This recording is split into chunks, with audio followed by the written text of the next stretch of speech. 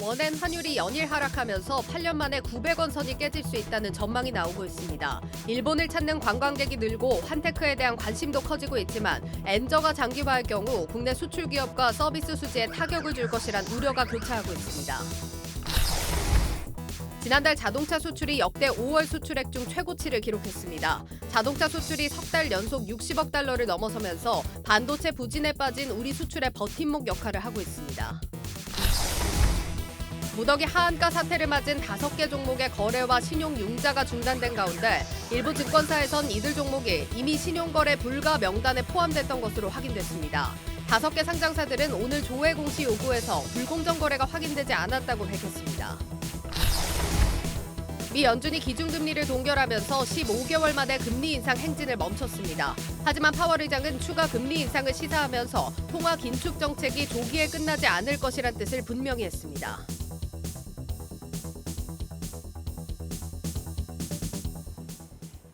뉴스플러스 시작합니다. 원엔 환율이 심상치 않습니다. 8년 만에 900원 선이 깨질 것이라는 전망이 나오고 있습니다. 역대급 엔저 현상은 전 세계적으로도 나타나고 있습니다. 엔화는 달러와 대비해서는 7개월 만에, 유로와 대비해서는 무려 15년 만에 최저치를 기록하고 있습니다. 그야말로 역대급 엔저 현상을 따라 시중 자금도 움직이고 있습니다. 환차익을 노리는 투자자들이 엔화 예금과 일본 증시로 쏠립니다. 첫 소식 서영교 기자입니다. 원엔 환율이 8년 만에 800원대 진입을 눈앞에 두고 있습니다. 오늘 원엔 환율 종가는 100엔당 906원, 지난 13일에는 904원까지 떨어졌는데 2015년 6월 이후 최저 수준입니다. 역사적으로 원엔 환율은 900원에서 1000원대 사이에서 등락을 반복했는데 2000년 이후 800원대 이하로 내려간 시기는 2차례에 불과합니다. 더욱 두드러지는 건 하락 속도입니다. 4월까지만 해도 950원에서 1000원 선을 오갔는데 2달 만에 100원가량 내린 겁니다. 이처럼 원엔 환율이 급락한 이유는 원화 강세와 엔화 약세가 동시에 나타났기 때문입니다. 한국은행이 달러화 대비 주요국 환율을 분석한 자료를 보면 5월 초부터 이달 8일까지 원화 가치는 2.6% 절상됐습니다. 반도체 업황이 하반기에 반등할 것으로 예상되면서 외국인 자금이 국내 증시로 유입되고 원화 수요도 살아나고 있다는 분석입니다. 반면 달러화 대비 엔화 가치는 같은 기간 1.9% 떨어졌습니다. 일본은행이 초저금리 기조를 이어가면서 글로벌 금융시장에서 엔화를 팔고 달러화나 유로화를 사는 움직임이 나타나고 있어서입니다. 미국은 이번에 금리 인상을 중단을 했지만 지금 미국하고 일본의 금리 격차라는 게 특히 이제 10년물 국채 기준으로 보게 되면 계속 또 벌어지고 있거든요. 또 최근에 들어와서는 기시다 내각이 조기 총선 이러한 얘기까지 띄우는 과정이기 때문에 비호재기가 그러면 아예 추구 전략을 오래 못할 수도 있다라는 이제 얘기들도 나오면서 이제 엔화 가치 자체가 더 하락한. 엔화 가치가 바닥에 근접했다고 보는 투자자들은 환차익을 노릴 수 있는 상품으로 몰려들고 있습니다. 5대 시중은행의 엔화예금 잔액은 지난 4월 말 5,900억 엔에서 이달 14일 8,500억 엔으로 한 달 반 만에 43%나 늘었습니다. 주가 상승과 환차익을 동시에 겨냥한 일본 주식 순매수액도 최근 들어 급증하고 있습니다. 엔화를 그 전에 940원 정도에 환전하신 분이 계셨는데 그분 추가로 좀 더 하셨어요. 오늘 이 정도면은 한 번 더 합시다 이렇게 제안을 드리고 있습니다. 전문가들은 일본은행이 저금리 정책을 뒤집지 않는 한 엔저 현상이 쉽게 꺾이진 않을 것으로 보고 있습니다. 단기간 환차익을 노리고 엔화를 매수하기보다는 장기 분산 투자 관점에서 접근하라는 조언입니다. 한국경제TV 서영교입니다. 수출이 8개월째 감소하면서 위기를 맞고 있지만 자동차 수출만큼은 새로운 기록들을 써내려가고 있습니다. 지난달 전기차 수출이 75%나 급증했습니다. 반도체 수출 부진을 자동차가 만회하고 있는데 친환경차 수출 비중은 어느덧 30%를 넘어섰습니다. 정원우 기자입니다. 5월 자동차 수출 62억 달러는 역대 5월 기준으로는 최고치입니다. 11개월 연속 전년 대비 플러스에다 최근 석 달 연속 60억 달러를 돌파하며 더 탄력이 붙었습니다. 우리나라의 5월 수출액은 전년보다 15.2% 뒷걸음질 쳤습니다. 반도체 부진 속 자동차가 수출 버팀목 역할을 톡톡히 해주고 있는 겁니다. 주력 시장인 북미와 유럽연합을 중심으로 아시아, 중동, 아프리카 등에서도 골고루 수출이 호조를 보였습니다. 특히 수출 단가가 비싼 전기차와 하이브리드 등 친환경차 수출액은 60% 이상 늘어난 21억 달러를 기록했습니다. 어느덧 전체 자동차 수출액에서 3분의 1이 친환경차로 채워졌습니다. 친환경차 수출은 최근 4개월 연속으로 20억 달러를 돌파했습니다. 친환경차 중에선 전기차 수출량이 전년보다 75% 이상 늘며 호조를 보였습니다. 특히 국내 모든 친환경 차종이 미국 IRA 보조금 대상에서 제외됐지만 5월 판매량은 역대 최고인 10,000대 이상을 기록했습니다. 미국 내에서 아이오닉5와 EV6가 5월에만 각각 2,000대 넘게 팔렸고 3월부터 판매가 시작된 아이오닉6도 판매량이 1,000대에 육박했습니다. 보조금을 받을 수 있는 우회 루트인 상업용 차량 판매 비중을 늘리며 IRA에도 효과적으로 대응하고 있는 것으로 분석됩니다. 한국경제TV 정원우입니다.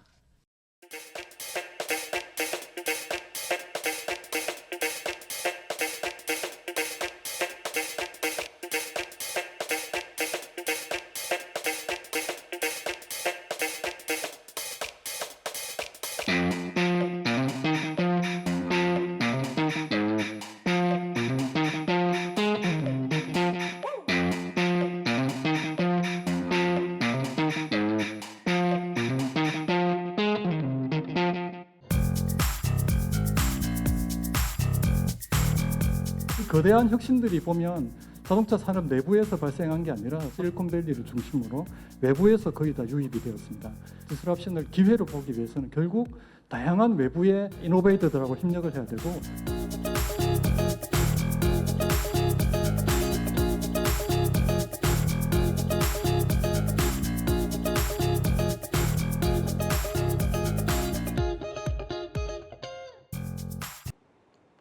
간편결제 서비스 애플페이가 국내에 상륙한 지 불과 3개월 만에 본격적인 영토 확장에 나서고 있습니다.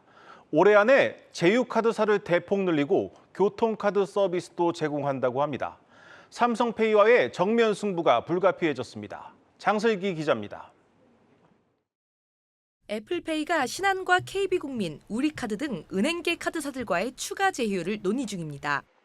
현재 애플페이는 현대카드와의 단독 제휴로 현대카드 회원만 이용이 가능한데 이번 제휴 논의가 마무리되면 올해 중으로 은행계 카드사 회원들도 애플페이 결제가 가능해질 전망입니다.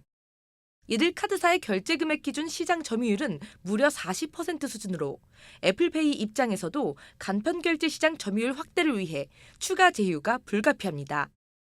카드사들 역시 아이폰 사용자들의 서비스 요구 목소리가 거세지고 있는 데다 실제 현대카드가 애플 효과를 보며 발급량이 급증한 만큼 수수료를 내더라도 제휴를 추진할 수밖에 없는 상황입니다.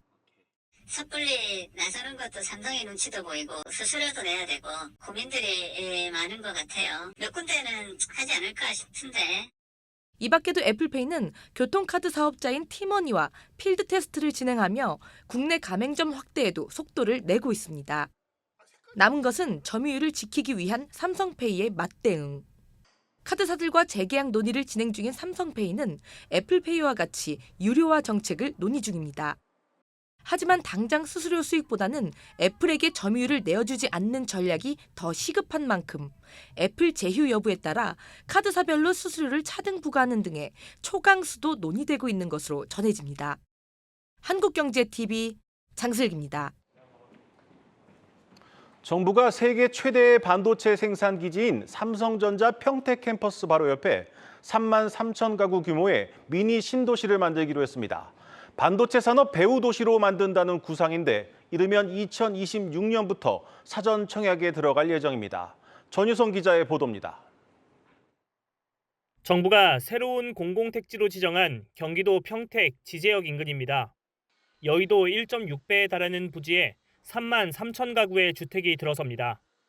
삼성전자의 반도체 공장인 평택 캠퍼스 인근에 위치한 만큼 반도체 도시로 조성될 예정입니다. 고덕 일반 산업단지와 반도체, 소부장 특화산단도 가까워 배우 수요도 풍부한 점이 특징입니다. 정부는 내년 하반기 지구 지정을 완료하고 오는 2026년부터 사전 청약에 나설 계획입니다. 평택시는 주변에 첨단 산단이 위치하고 있어 인구가 빠르게 늘고 있는 지역입니다. 앞으로 평택, 화성, 용인을 잇는 반도체 메가 클러스터가 들어선다면 충분한 주거 수요를 확보할 수 있다는 설명입니다. 서울을 빠르게 오고 갈 수 있도록 광역교통망도 함께 구축됩니다. 정부는 평택 역세권에 수도권 광역급행철도 A와 C 노선의 연장도 추진하기로 했습니다. 현재 A 노선은 타당성 결과를 제출한 상태고 C 노선은 주변 지자체와 협의 중인 단계입니다. GTX 노선 평택 연장은 윤석열 대통령의 대선 공약이기도 한 만큼 실제로 이뤄질 가능성이 높습니다. 평택 지제역에 GTX 노선이 추가될 경우 5개의 광역교통망이 지나가게 돼 교통 편의성이 크게 높아질 전망입니다. 반도체, 항공우주산업 등 첨단 산업단지가 배후에 있는 자적형 도시이고 KTX, GTX, SRT 등 광역교통망이 뛰어난 곳이기도 합니다. 국토부는 경남 진주시 문산읍 일원에 6,000호의 주택을 공급하겠다는 계획도 함께 발표했습니다. 지난해 김포 한강 이신도시의 46,000호, 이번에 발표한 39,000호를 포함 올해 연말까지 총 15만 호의 신규 택지 후보지가 공개될 예정입니다. 한국경제TV 전유성입니다. 지주사 전환을 추진 중인 동국제강이 내일 3개 회사로 쪼개져 다시 상장됩니다. 과연 이번 인적 분할이 사업 경쟁력을 높이기 위한 것인지 아니면 대주주의 지배력 강화를 위한 것인지를 놓고 시장에서는 갑로들박이 벌어지고 있습니다. 자세한 내용 산업부 고용욱 기자와 짚어보겠습니다. 고 기자, 먼저 동국제강이 어떤 회사인지부터 이제 우리가 한번 알아보죠. 네, 그 동국제강은 포스코, 현대제철하고 함께 국내 이제 철강 3사로 불리는 기업입니다. 이제 1954년에 설립이 돼서 3세 경영으로 이어지는 동안 오로지 철강 한 우물만 판 그 철강 전문 기업이고요. 1975년 재계 3위까지 올랐지만 2023년 현재는 65위입니다. 카이랑 이제 또 이제 에코프로 등과 비슷한 수준이고요. 매출은 그룹 전체로 봤을 때 지난해 결산 기준으로 8조 5천억 원, 그리고 영업이익은 7,400억 원가량이고요. 이 중에서 동국제강의 열연, 냉연 철강 사업 부문 매출이 7조 7천억 원입니다. 열연 사업에서 가장 많은 매출은 철강을 이제 길게 뽑아서 만드는 봉현강에서 나오고요. 건축이나 기계를 만들 때 씁니다. 시장 점유율은 본강이 25%, 또 H현강이 33%입니다. 냉연 사업에서는 컬러 강판과 냉연 강판이 주력이고요. 컬러 강판은 이제 색을 입히는 철강인데 요즘 나오는 고급 가전제품 같은 곳에 쓰입니다. 국내 이제 시장 23%를 차지하고 있습니다. 네. 이제 3개 회사로 쪼개지는 건데 구체적으로 좀 어떻게 달라지는 겁니까? 네, 한마디로 이제 그 투자 회사와 또 이제 사업을 해서 돈을 벌어오는 회사로 나눠진다 이렇게 말씀을 드릴 수 있는데요. 지주사는 이제 오너 일가가 경영을 맡고 그리고 이제 사업 회사는 전문 경영인이 맡습니다. 우선 이제 기존 동국제강은 이제 동국홀딩스로 간판을 바꿔 달았습니다. 지주사 역할을 하면서 그룹 전반의 투자와 전략과 같은 그런 큰 그림을 그리는 역할을 하고요. 또 이제 기존 회사에서 운영하던 열연 사업부는 이름을 동국제강으로, 그리고 냉연 사업부는 동국CM으로 나눠서 이제 신설 자회사가 됩니다. 방식은 인적 분할을 택했습니다. 좀 생소한 분들이 있으실 것 같아서 짚고 넘어가겠습니다. 이 동국제강에서 인적 분할이라는 게 어떤 의미인지 한번 우리 구체적으로 좀 짚어보죠. 네, 이제 그 기존 회사의 주주 구성이 그 분할돼서 신설되는 회사에 그대로 복사된 겁니다. 이제 예를 들어서 이제 동국제강을 3대 5대 2로 뭐 3명의 주주가 나눠 갖고 있다고 한다면 이제 간판을 바꿔 다른 이제 동국홀딩스와 또 새로 만든 동국제강, 동국CM 이 3개 회사 지분도 기존과 똑같이 3대 5대 2로 나눠 갖는 겁니다. 여기서 내가 만약 이제 기존 동국제강 지분 10%를 들고 있다면 동국홀딩스 제강CM 지분율도 10%가 되는 겁니다. 인적 분할은 이제 공정위에서 지정한 자산총액 5조 원 이상의 대기업에서 주로 쓰이는데요. 특히 지주사 체제로 전환하려는 경우에 이용됩니다. 지주사가 되면 오너 일가가 지주사 지분만 꽉 잡고 있으면 나머지 계열사도 휘어잡게 됩니다. 뭐 결국에는 오너 일가의 지배력이 더 커지는 수순인데 현재 뭐 지분 구조 상황은 어떻습니까? 네, 일단은 원래 지분율대로 지주사와 이제 각 사업회사의 지분율을 이제 그대로 갖게 됐는데요. 네. 이제 최대 주주, 그러니까 장세주 회장을 비롯해서 특수관계인 지분율이 26%입니다. 또 자기 주식도 4% 정도 갖고 있고요. 네. 아직 이제 지주사로 전환하려면 몇 가지 문턱이 더 남아 있습니다. 공정거래법상 그 지주사는 자회사 지분을 30% 이상 갖고 있어야 하는데 네. 동국홀딩스 같은 경우에는 현 시점에서 자사주로 갖고 있는 그 제강 그리고 CM 지분 4%가 전부입니다. 네. 그렇다면 앞으로 좀 계획도 내놨을 텐데 어떤 구상을 좀 가지고 있습니까? 네, 일단 그 동국홀딩스는 하반기 중에 그 이제 신설 동국 제강과 또 CM의 그 지분을 사들일 계획입니다. 네. 이제 말이 조금 어렵습니다. 방법은 공개 매수 방식의 현물 출자 유상증자인데요. 네. 이제 쉽게 이게 뭐냐 쉽게 좀 설명을 드리면 그 주주들 중에서 사업회사 주식을 팔고 싶은 사람이 있으면 그 주식을 이제 지주사에 넘기고 그 대가로 동국홀딩스의 신주를 받는 겁니다. 네. 이 과정에서 뭐 현금이 오가는 건 없고 이제 정해진 비율에 따라서 이 주식만 이제 바꾸게 되는 겁니다. 그 지분 매입 비용을 줄이는 효과가 이제 회사 입장에서는 있겠죠. 그리고 이제 그 참고로 이번에 기업 분할 과정에서 이제 회사별 순자산 장부가의 비율에 따라서 이제 기존 동국제강 한 주는 홀딩스 0.168주 그리고 제강 519주 그리고 CM은 313주로 이렇게 지급이 됐었는데 향후 이제 현물 출자 유상 증자 시에는 이 교환 비율이 그때 가서 이제 시총에 따라서 좀 바뀔 수 있습니다. 네, 올해까지 지주회사 전환 시에 현물 출자에 대한 과세 특례를 주는 만큼 이제 기업들의 인적 분할이 늘고 있는 건 사실인데 네. 그런데 이렇게 세 개 회사가 한꺼번에 이 분할 상장하는 것은 그동안 좀 못 본 것 같습니다. 그렇습니다. 이렇게 이제 보통은 인적 분할을 할 때 지주 부문과 사업 부문으로 이렇게 좀 나누는 경우가 많은데요. 이렇게 되면은 이제 상장사가 두 개가 되겠죠. 그런데 이제 한국거래소에 확인을 해 보니 이번에 동국제강처럼 인적 분할된 세 개 회사가 동시에 상장하는 경우는 사실 찾아보기가 힘들다고 했습니다. 이 세 개 이상으로 분할을 하더라도 뭐 한 개는 비상장사로 둔다든가 뭐 이런 게 일반적이라는 설명이었습니다. 동국제강 측은 이 그룹 자산을 효율적으로 재분배하고 또 사업회사마다 특성에 맞는 그런 전문적인 의사결정 구조를 만들기 위한 조치라고 설명을 했습니다. 네, 워낙 드문 일이다 보니 결국에 대주주 지배력 강화를 위한 것이 아니냐 이런 합리적 의심도 가능한 것 같은데 진짜 의도하는 게 뭘까요? 네, 말씀하신 대로 뭐 이번 지주사 체제 전환으로 오너 일가의 그 지배력이 강화되는 건 분명합니다.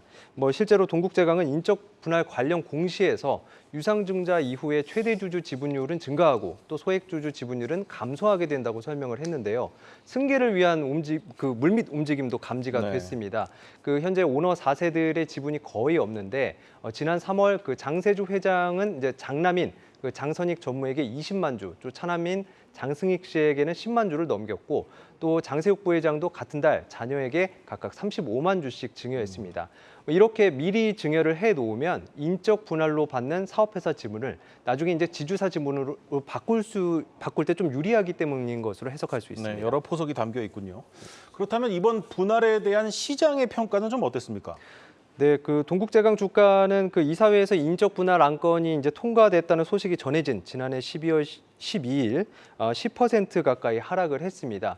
그리고 나서 이제 오르내림을 좀 거듭을 하면서 인적 분할 전 거래 종료일인 지난달 26일 11,400원까지 떨어진 뒤 거래 정지됐습니다. 네, 잘 들었습니다. 산업부 고영욱 기자였습니다.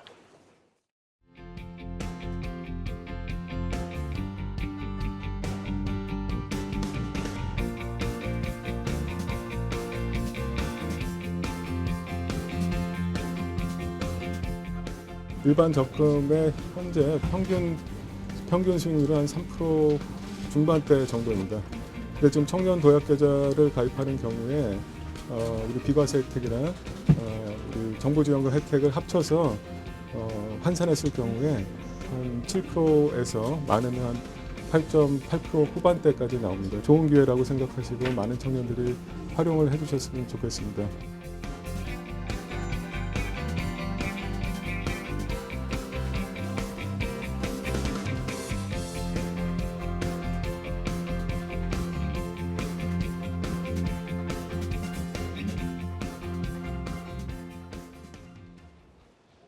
네, 최근 부동산 시장이 살아날 조짐을 보이는 가운데 국내 부동산 펀드에도 자금이 들어오기 시작했습니다. 물론 규모로 볼 때 아직까지 부동산 침체기 이전 수준을 회복하진 못했지만 그래도 분위기가 살아나는 듯합니다. 이 내용은 증권부 오민지 기자와 함께 이야기 나눠보겠습니다.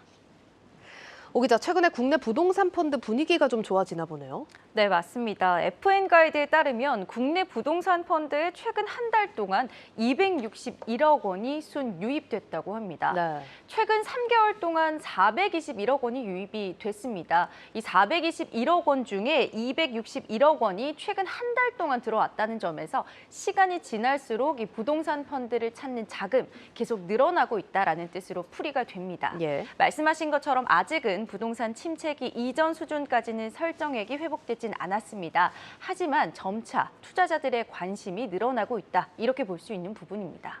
이 부동산 펀드 전체 수익률도 소폭 상승세로 전환을 했습니다. 1개월 수익률이 2.04%를 기록했는데요. 이 부동산 펀드가 포함되어 있는 국내 대체 투자 펀드 전체 수익률을 봤더니 마이너스 2.18%였습니다. 다시 말해서 시장에 비해서 좀 양호한 성적을 거두고 있다. 이렇게 볼 수 있는 겁니다. 네, 뭐 아직 당연히 회복까지는 갈 길은 멀었겠지만 이게 일단 국내 부동산 시장에 대해서 투자자들의 기대가 좀 긍정적으로 바뀌었다라고 해석을 할 수 있는 대목인 거네요. 그렇습니다. 사실 부동산 펀드들은 우리가 일반적으로 이야기하는 주택용, 뭐 아파트나 네. 이런 가격보다는 오피스 등 상업용 시설을 대상으로 투자하는 경우가 일반적이잖아요. 네. 이 글로벌 시장에서 부동산 공실률이 계속해서 좀 큰 이슈로 대두를 했습니다. 시장의 우려감을 키웠던 부분이기도 한데요. 그렇죠. 하지만 최근에 국내에서는 공실률 이슈가 좀 개선되고 있다. 이런 분석이 속속 좀 나오고 있습니다. 마스턴 투자운용에 따르면 올해 1분기 서울의 오피스 공실률이 2.6%로 집계가 됐습니다. 이게 어떤 수준이냐면요. 이 글로벌 금융위기 직후였던 2009년 이후 약 14년 만에 가장 낮은 수준이었습니다. 공실률이 낮아졌으니까 확실히 좀 좋아졌다라는 거고요. 네. 주목하실 부분은 국내 부동산 시장이 글로벌 부동산 시장보다 좀 더 선제적으로 회복세를 보이고 있다라는 점입니다. 네, 대표적으로 미국의 상업용 부동산 시장 얘기가 많이 나오고 있죠. 새로운 부실 뇌관으로 지적이 되기도 하고 침체는 좀 여전한 상황인데 국내랑 좀 시장 상황이 차이가 나네요. 네, 맞습니다. 이 외신에 따르면 올해 3월 말을 기준으로 세계 오피스의 공실률을 찾아보니까 12.9%를 기록했다고 합니다. 금융위기 이후에 13.1% 수준을 기록을 했는데 이때와 유사한 수준까지 근접했다라는 겁니다. 네. 그 원인으로 꼽히는 게요. 미국 등 해외 같은 경우는 재택근무가 많이 확산이 됐고요. 또 미국 기업 등은 또 아시는 것처럼 감원을 좀 대규모로 그렇죠. 나섰습니다. 이런 부분 때문이라고 꼽히고 있습니다. 또 국내 펀드 중에서 해외 부동산에 투자하는 펀드들은요. 이런 이유 때문에 이 국내 부동산 대상 펀드와는 달리 수익률도 여전히 좀 고전 중이라고 합니다. 해외 부동산 펀드의 경우는 6개월 동안 1.23%가 하락하고 있는 상황인데요. 설정액도 많이 빠졌습니다. 해외 부동산 전체로 봤을 때 6개월 동안 2,321억 원이 순유출됐습니다. 해외 부동산에 비해서 국내 부동산 시장이 좀 더 회복세가 더 두드러지고 있는 건데요. 이렇게 부동산 시장을 대상으로 투자한 펀드가 국내에서 특히 좀 더 선전한 이유는 국내 핵심 지역의 부동산 공급이 한정적이다라는 점이 꼽힙니다. 네. 아시는 것처럼 서울 같은 경우는 금리도 오르고 있기 때문에 계속해서 오피스를 세우는 게 좀 더 어려워지고요. 또 예. 엔데믹으로 수요는 점차 좀 회복되고 있죠. 그래서 수요 회복에 대해서도 앞으로 이후에 더 탄력적으로 반응을 보인다라는 점에서 해외 부동산보다는 국내 부동산 시장의 변동성이 더 낮다라는 평가를 받고 있습니다. 알겠습니다. 이게 뭐 해외 부동산 펀드 규모도 적지 않은 만큼 국내 시장 상황과는 별개로 또 체크를 계속해서 하셔야겠습니다. 그리고 부동산 시장에 대한 얘기를 할 때 리츠 생각하시는 그렇죠. 분들 많고 빼놓을 수 없을 것 같은데 이 리츠 시장은 상황이 어떤가요? 네, 뭐 실제로 부동산 시장이 계속해서 회복이 된다면 배당 수익을 기대할 수 있는 리츠도 물론 좋은 투자처가 될 겁니다. 금리 동결 소식까지 전해지면서 리츠에 대한 기대감을 키우는 목소리가 점차 더 커지고 있는데요. 리츠 시장 어떤 상황인지 또 전망은 어떤지 정호진 기자가 알아봤습니다. 리츠의 시간이 돌아오고 있다는 말이 증권가에서 오가고 있습니다. 리츠란 여러 투자자로부터 돈을 모아 부동산과 관련 증권에 투자하고 수익을 돌려주는 간접 투자기구인데 미국 기준금리가 10달 만에 처음으로 동결된 만큼 부동산 운용에 필요한 조달 비용이 낮아질 수 있어 리츠 투자에 우호적인 환경이 조성되고 있다는 겁니다. 지난 4월 말부터 반등하던 리츠 주가는 최근 일주일 새 하락세를 보이고는 있지만 오히려 호재라는 목소리가 나옵니다. 리츠는 시세 차익보다는 안정적인 배당률을 기대하는 상품인 만큼 주가가 낮아 주가 배당률을 높일 수 있는 현 시점이 투자 적기라는 겁니다. 자기 돈 들어간 게 작고 배당은 시당으로 나오는 거니까 당연히 배당률이 높아지죠. 말 기준으로 배당 기준일이 된다면 지금 들어가는 게 그까지의 배당을 받는 거잖아요. 그거는 기회죠. 다만 리츠마다 운용하는 부동산의 종류가 다른 만큼 옥석 가리기는 필요하다는 조언입니다. 증권업계에선 서울 중심부에 오피스 빌딩을 운용하는 리츠가 유망하다고 설명합니다. 최근 공실률이 낮아지는 데다 수요 대비 공급이 적어 임대료도 꾸준히 오르고 있기 때문입니다. 오피스 빌딩 같은 경우에는 대도시권인데 그게 공급이 안 됐다 그러면 당연히 임대료는 떨어질 리가 없다는 거죠. 배당은 배당 수익률이 엄청 높고 시세 차익도 노릴 수 있고 이런 게 좋은 게 어디 있냐고. 전문가들은 최근 리츠의 자금 조달 방안이 다양해지고 있다는 점도 리츠 투자의 매력도를 높이고 있다고 설명합니다. 한국경제TV 정우진입니다. 네, 또 배당 수익을 기대해 볼 수 있는 리츠 시장 기대감이 커지고 있다는 소식까지 들어봤습니다. 자, 마지막으로 부동산 시장 전반에 대한 전망도 궁금한데 증권가에서 어떤 얘기 나오고 있을까요? 일단 앞서 계속 살펴봤던 것처럼 시장마다 회복세가 조금씩 다르고요. 네. 가시화되는 시점은 계속 지켜봐야 되는 부분이지만 바닥을 다지는 중이다라는 것이 시장의 중론입니다. 가파른 금리 인상 기조도 이제는 막을 내리고 있고요. 이 불확실성으로 얼어붙었던 작년 하반기의 부동산 시장 분위기도 점진적으로 해소되고 있다라는 겁니다. 앞서 보셨던 리포트처럼 이 국내의 리츠 시장도 서울 오피스를 중심으로 좀 기대가 되는 만큼요. 네. 하반기부터는 해외 부동산 시장에서도 리츠 회복세를 기대해 볼 수 있다. 이런 분석이 나옵니다. 이 홍지원 NH투자증권 연구원은 하이브리드 근무나 이 재택근무 등에 대한 선호가 높아서 여전히 부동산이 미국 시장 쪽에서는 공실률이 미해결된 문제다라고 지적을 분명 했습니다만 네. 하반기부터는 미국 리츠 비중을 다시 확대해야 하는 시기다라고 설명을 했는데요. 미국 리츠 시장 내에서 긍정적인 임대 지표가 계속 발표가 되고 있습니다. 좋은 신호고요. 또 금리 상승의 압력도 완화되고 있죠. 이런 점을 요인으로 꼽았습니다. 다만 많이들 아시는 것처럼 부동산 경기 사이클이 워낙 길지 않습니까? 그쵸. 그만큼 이 회복되는 시간도 좀 더 소요될 수 있다라는 점까지 감안을 하셔서 투자에 참고하시는 게 좋겠다. 이런 조언이 나옵니다. 네, 잘 들었습니다. 증권부 오민지 기자였습니다.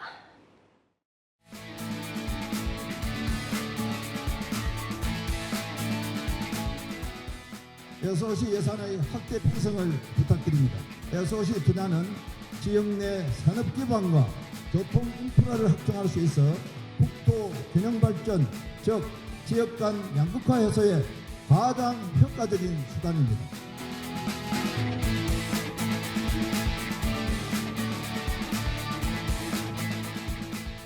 건설 산업은 대한민국 경제의 든든한 기둥입니다. 우리나라 GDP의 15%를 차지하며 지금도 210만 명의 일자리를 책임지고 있습니다.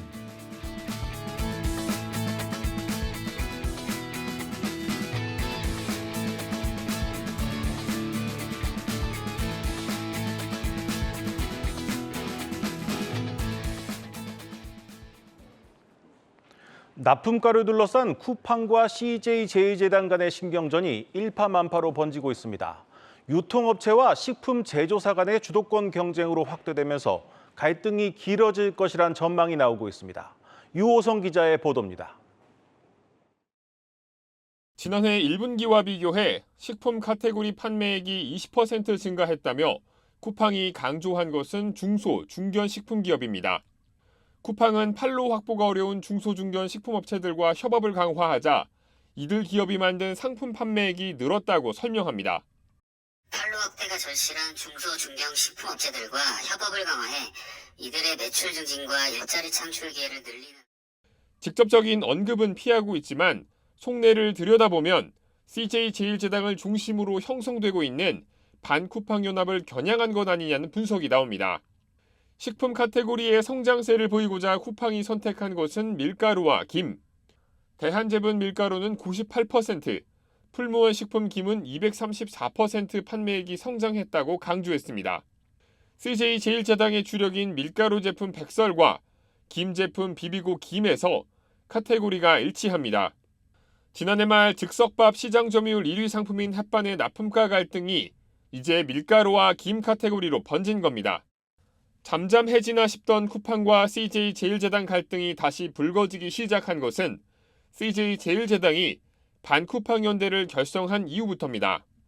CJ제일제당은 네이버 쇼핑과 연대를 강화한 데 이어 신세계 유통 3사와 손잡고 공동 상품을 개발하겠다고 선언하기도 했습니다. 이에 질사라 쿠팡도 지난 11일 독과점 기업이 사라지자 중소, 중견 기업이 만든 즉석밥 판매량이 늘었다는 자료를 냈고 나흘 만에 또다시 공세 수위를 높였습니다. 이커머스 1위와 식품 1위 회사 간 가격 결정권을 둘러싼 헤게모니 쟁탈전, 유통사와 제조사 간 힘겨루기 양상으로 번지는 등 해결의 실마리를 찾지 못하고 장기화 국면으로 접어들고 있습니다. 한국경제TV 유호성입니다. 오늘 주식시장 상황 점검해 보겠습니다. 증시 프리즘 송민화 기자와 함께합니다. 송 기자, 먼저 어젯밤 미국 FOMC 상황부터 한번 정리해 보죠. 네, 아시아 증시 가운데 우리나라와 일본 증시만 조금 유독 힘을 쓰지 못했습니다. 일본이야 33년 만에 조금 최고치를 기록하면서 어떻게 보면 좀 한숨 쉬어가는 그런 모습을 보였지만 우리나라 주식은 조금 낙폭을 좀 많이 키운 상황이었습니다. 중국 증시는 사실상 기준금리 인하에 나서면서 경기 부양 기대감으로 좀 강보합세로 마감을 했고요. 또 개인만 양시장에서 순매수에 나선 반면 기관은 순매도로 대응을 했고 외국인은 뚜렷한 특징을 보여주지는 않았습니다. 증시 전문가들은 우리 증시가 이 펀더멘탈과 상관이 없이 매일 투자 심리의 흐름에 따라서 등락을 거듭하면서 좀 표류하는 모습을 보여주고 있다라고 분석을 했습니다.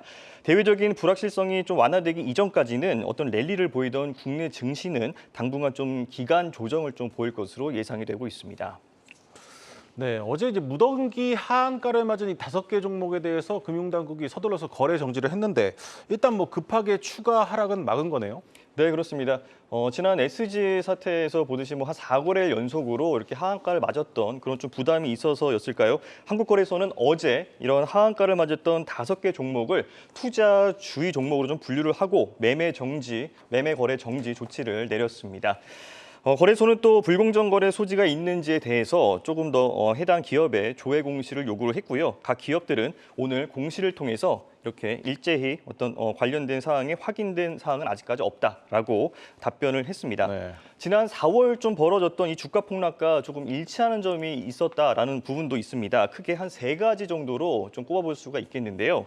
먼저 해당 5개 종목이 장기간에 걸쳐서 꾸준하게 올랐다라는 점과 또 동시간대에 일제히 하한가를 찍었다라는 점, 그리고 이제 상대적으로 좀 유통된 주식 수가 많지가 않았다. 즉 유동 비율이 좀 낮았다라는 점이 있습니다. 네.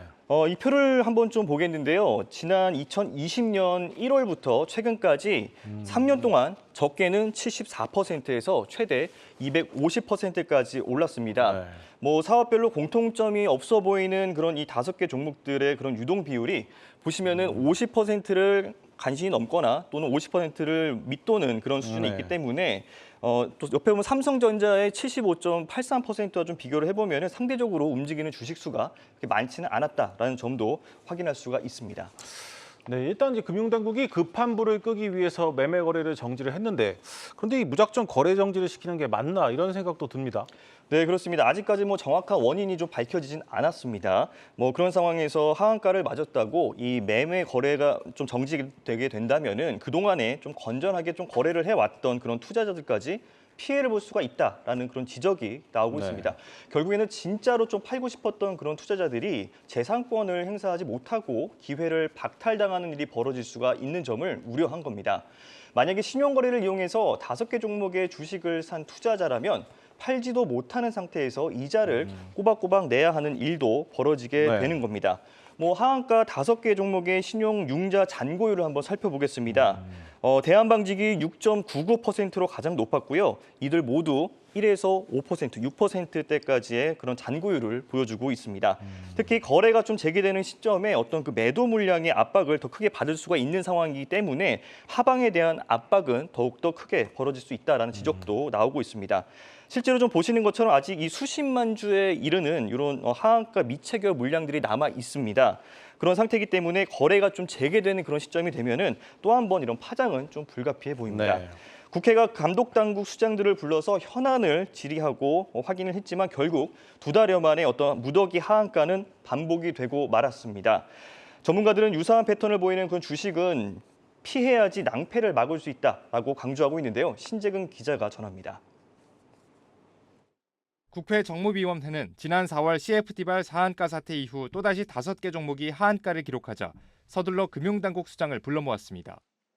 이들 5개 종목은 오늘부터 매매가 정지되면서 투자자들도 난감한 상황입니다. 2달 만에 증시를 흔드는 유사한 사건이 터지자 여야 의원들의 질타가 이어졌습니다. 이복현 금융감독원장은 오래전부터 챙겨오던 사안이라고 밝혔습니다. 주가의 상승 하락이라든가 관련된 특이 동향 또는 그 원인 내지는 관련자 등에 대해서 저희가 어느 정도 사실관계를 파악하고 있었습니다. 어제 같은 경우에는 예를 들어 사태를 파악하고 상황을 어느 정도 장악하고 있었기 때문에 신속하게 거래 정지를 할 수 있었다는 점. 하지만 주식시장 주변에서는 4월 8개 종목, 14일 5개 종목과 유사한 주가 패턴을 보여온 종목도 언제 하한가로 추락할지 모른다는 괴담이 나돌고 있습니다.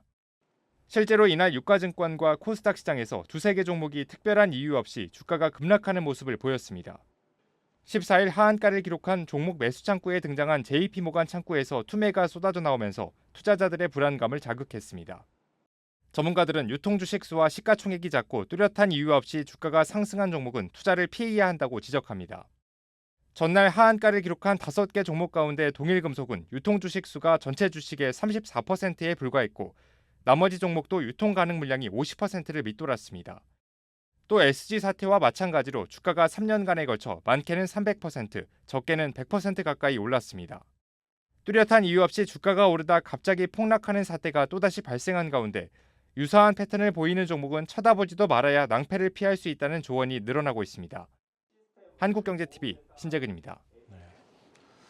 마지막으로 업종별로도 한번 살펴보겠습니다. 어제 강한 매도세를 보였던 2차 전지 종목들이 오늘 반등에 성공을 했습니다. 네, 그렇습니다. 에코프로와 LNF와 같은 이런 종목들이 전날 좀 폭락을 했었는데 2차 전지 이런 종목들이 오늘은 좀 하락을 일부 회복하는 그런 모습을 보였습니다.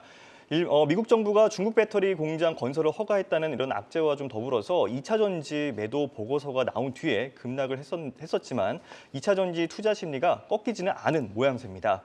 전날 큰 폭의 하락세를 겪었던 이런 에코프로와 그리고 코스모 신소재, 또 에코프로 BM, LNF, 또 포스코 퓨처 M 등 이런 상승하거나 또는 마감한 종목들이 눈에 띄었습니다.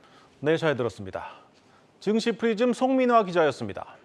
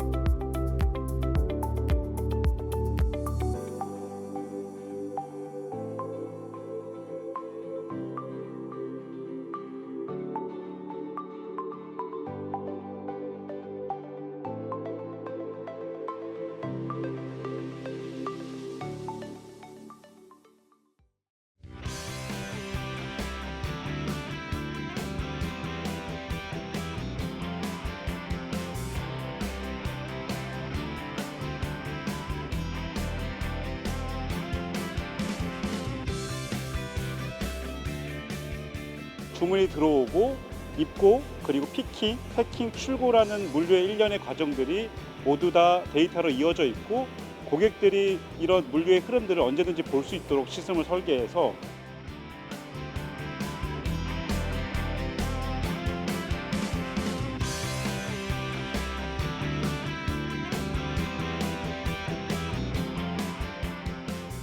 인증을 받게 되면은 설치비에 이자를 지원해주고 있습니다. 그래서 기업들이 보다 적은 돈으로 물류센터를 스마트하게 바꾸는데 그렇게 기여하고 있습니다.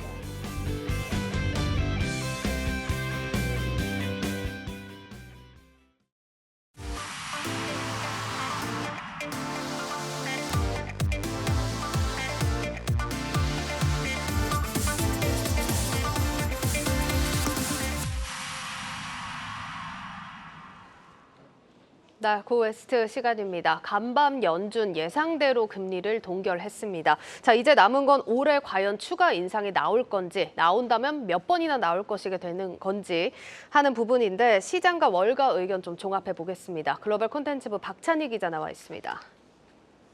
박 기자, 일단 오늘 내용 키워드부터 좀 볼까요? 네, 오늘 고에스트 키워드는 이 매와 비둘기를 합친 매둘기입니다. 네, 간밤 6월 FOMC 결과는 시장 예상보다 매파적이었지만 이후 제롬 파월 연준 의장이 기자회견에서 비둘기파적인 모습을 보였기 때문입니다. 오늘 연준은 예상대로 기준금리를 15개월 만에 동결했는데요. 무려 11번째 FOMC 회의 만에 기준금리 인상이 종료된 겁니다. 네. 금리 동결은 이미 예상된 결과였기 때문에 시장은 별다른 움직임을 보이지 않았는데요. 문제는 점도표였습니다. 연준이 예상보다 매파적인 점도표를 공개하자 시장은 급락세가 나오면서 이 상승물을 모두 반납했습니다. 연준은 점도표를 통해 올해 2차례 추가 인상을 시사했는데요. 이에 따라 올해 최종 금리 전망치도 전보다 50bp 상향된 5.6%로 제시가 됐습니다. 연준은 이렇게 2회를 얘기하긴 하고 있는데 시장 반응은 좀 다른 상황입니다. 살펴보기 전에 6월 FOMC 결과부터 좀 자세하게 보겠습니다. 어떻게 나왔나요? 네, 앞서 발표된 5월 소비자 물가지수와 생산자 물가지수가 예상치를 하회했기 때문에 금리 동결은 이미 예견된 일이었습니다.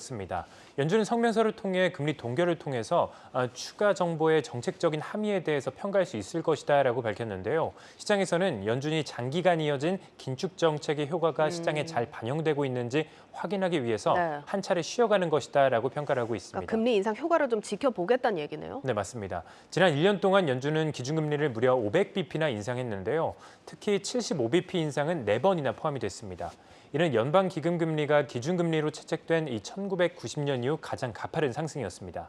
한편 간밤 시장을 놀래켰던 점도표 그림을 통해서 한번 자세히 살펴보도록 하겠습니다. 네.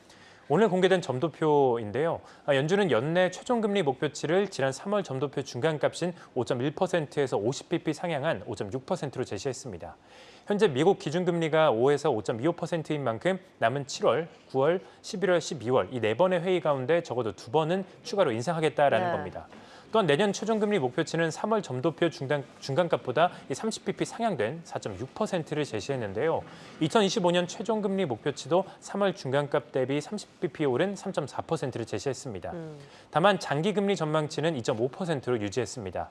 이번 점도표 결과에 대해서 월가와 시장에서는 당초 전망보다 훨씬 매파적이었다라고 평가를 하고 있습니다. 네, 일단 CME 패드워치 결과만 봐도 인상 가능성에 지금 힘이 좀 실리고 있는 건 맞는 것 같은데 점도표가 이렇게 시장 예상보다 매파적으로 나왔던 이유 뭐라고 봐야 될까요? 네, 점도표를 보면 이 FOMC에 참석한 연준 위원들 중 과반 이상이 올해 최종금리로 5.5에서 5.75%를 점쳤습니다. 네. 심지어 6% 이상을 제시한 위원들도 3명이나 되는데요. 이들이 이렇게 매파적인 목표치를 제시한 것은 미국 경기가 강하다는 그런 분석에 따른 것이었습니다. 연준은 실업률 전망치를 기존 4.5%에서 4.1%로 낮춰잡고 올해 미국의 GDP 상승률을 0.4%에서 1%로 대폭 높인 바 있는데요. 즉 미국 경기 연착륙이 가능하다라고 보고 추가 긴축이 가능하다 이렇게 판단한 겁니다. 네, 일단 매파적 점도표에 시장이 가라앉다가 다시 좀 반등세가 나왔습니다. 파월 의장이 그래도 좀 막판에 시장을 좀 달랬죠. 맞습니다. 다만 처음부터 달래기에 나선 것은 아니었습니다. 파월 의장은 FOMC 결과 발표 이후 기자회견에서 인플레이션 압력은 여전히 높다라면서 물가 목표치인 2%로 내려가려면 가야 할 길이 멀다라고 입을 열었습니다. 그러면서 현재 인플레이션은 상방 리스크가 더 높다면서 특히 근원 물가는 뚜렷한 개선이 없었다라고 지적을 했는데요. 파월 의장은 점도표에 대해서 거의 모든 위원들이 연내 추가 인상이 적절하다라는 것에 동의했다라면서 올해 금리 인하를 예상하는 위원은 아예 없었을 뿐더러 적절하지도 않다라고 말하기도 했습니다. 이때만 해도 증시 상황은 그렇게 좋지는 않았는데요. 하지만 인플레이션이 높은데 왜 이번에는 금리를 올리지 않았냐라는 기자의 질문 이후 분위기가 조금 반전되기 시작했습니다. 파월 의장은 이 질문에 대해서 금리 레벨이 어느 정도 높아진 것 같으니까 일단 금리 동결 이후 지켜보겠다라는 뜻을 시사했는데요. 그러면서 지금까지 우리는 멀리 왔다라면서 앞으로 금리를 더 올릴 수 있겠지만 완만하게 인상할 것이다라고 이야기를 했습니다. 이렇게 파월 의장이 기자회견에서 FOMC 결과와 달리 조금 매파적인 모습이 나오지 않자 시장이 좀 안도하고 반등한 겁니다. 그렇군요. 일단 연준에서 올해 또 추가 인상을 시사한 만큼 일단은 몇 번 더 오를 거냐가 시장의 화두로 떠오른 상황입니다. 그런데 지금 시장과 연준의 괴리가 좀 여전하구나라고 느껴지는 게 네. 월가에서는 뭐 기준금리를 올해 추가로 인상하기는 어려울 거다 이런 얘기가 나온다면서요? 네, 파월 의장의 기자회견이 방금 짚어드린 것처럼 생각보다 좀 비둘기파적이었던 것이 그 이유였습니다. 투자회사 오한다의 에드워드 모야 수석 분석가는 FOMC 결과는 매우 매파적이었지만 파월 의장 기자회견은 다소 낙관적이었다라고 평가를 했는데요. 월가에서 채권 왕으로 불리는 제프리 건들락도 연준의 연내 추가 인상 가능성을 일축하기도 했습니다. 건들락은 미국 경제에 이 적신호가 켜졌다라면서 연준이 연내 추가로 금리를 인상할 가능성은 낮다라고 주장을 했습니다. 실제로 시장에서도 연준이 올해 2차례 추가 금리 인상이 어려울 것이다라고 보고 있는데요. 시카고 상품거래소 페드워치에 따르면 연준이 7월 FOMC에서 금리를 25bp 인상할 확률은 72%에 달했습니다. 이후 남은 3번의 회의에서 모두 동결될 것으로 그리고 전망을 하고 있는데요. 시장이 제시한 올해 최종 금리 전망치는 5.25에서 5.5%입니다. 이는 연준이 제시한 올해 최종 금리 전망치인 5.5에서 5.75%에서 인상 횟수가 한 차례 빠진 것으로 볼 수 있겠습니다. 알겠습니다. 자, 어쨌든 이렇게 연준은 10회 연속 금리 인상 행진을 멈춘 상태긴 합니다. 자, 이제 유럽 중앙은행 또 ECB가 기준금리 결정을 오늘 밤에 하게 되는데 이번 연준 결정이 좀 영향을 주게 될지 ECB 결정에 대해서는 뭐 전망이 나오는 게 있나요?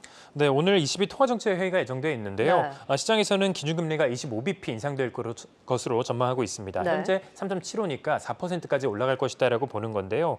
이 밖에 또 물가 상승률을 잡기 위해서 기준금리의 일종인 이 수신금리를 3.5%로 0.25%포인트 인상할 것으로 전망한다고 지금 시장은 보고 있습니다.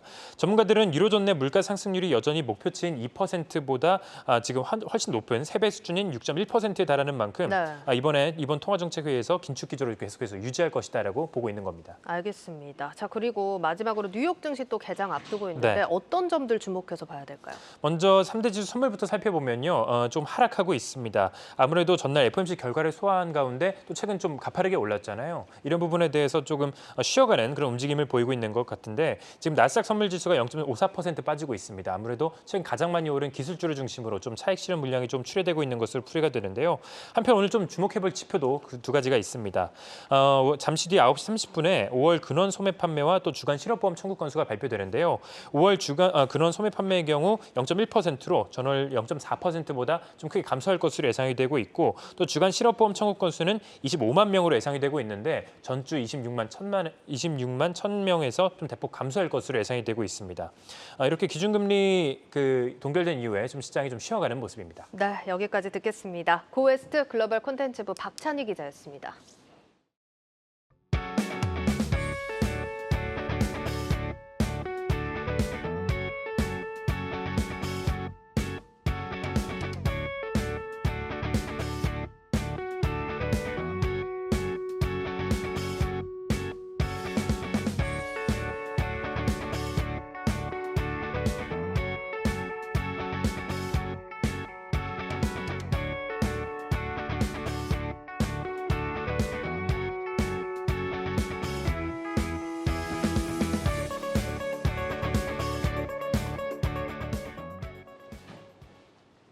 내일자 한국경제신문 미리 살펴보겠습니다. 첫 번째 기사입니다.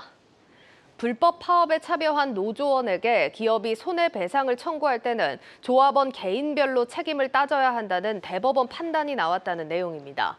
대법원은 현대차가 현대차 비정규직 노조원 4명을 상대로 낸 손해배상 청구 소송의 상고심에서 원심을 깨고 사건을 부산고등법원으로 돌려보냈습니다. 재판부는 노조에서의 지위와 역할, 쟁의행위 참여도, 손해 발생에 대한 기여 정도를 종합적으로 고려해 조합원별로 책임 정도를 판단해야 한다고 밝혔습니다. 산업계에서는 사실상 파업 조장법의 도입 효과가 나타날 것이란 우려가 나오고 있습니다. 다음 기사입니다. 미국 중앙은행의 연말 최종 금리 예상치가 0.5%포인트 높아지면서 한국은행도 추가 금리 인상을 두고 고심에 빠졌다는 내용입니다. 한미 간 금리 차가 2%포인트 이상으로 더 벌어지면 외환 유출과 환율 급 등이 나타날 수 있다는 우려가 나오고 있습니다. 미 연준은 어제 공개한 점도표에서 연말 최종 금리 수준 중간값을 연 5.6%로 0.5%포인트 높였습니다. 한은은 한미 금리 차에 따라 기계적으로 금리를 올리진 않을 것이라는 입장이지만 추가 금리 인상 가능성을 배제하진 않고 있습니다. 뉴스플러스 오늘 준비한 순서는 여기까지입니다. 시청해주신 여러분 고맙습니다.